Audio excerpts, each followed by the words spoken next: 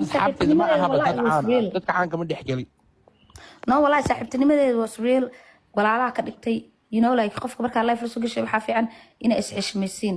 ana xuseen walaala ka dhigtay muu i xishmeynay you know si xun uu ila hadlay adan caanka waxaa la rabay inuu like si fiican ila hadlo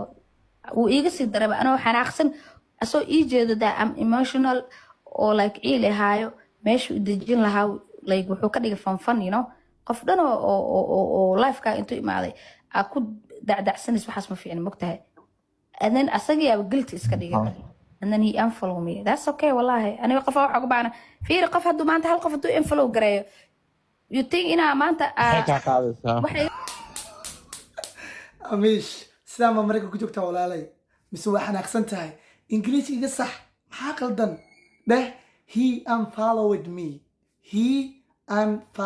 me isaga followda ayuu iga ceshtay hadhihin he unfollow me it doesn't matter markaa xanaaqsan tahay sidaa waa ingiliishkaaba kaa lumaayba hadda amish waatana gabar fiican waaye laakiin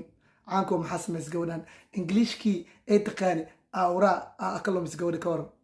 allahu akbar nimankaa lama aamini karo ladhig amish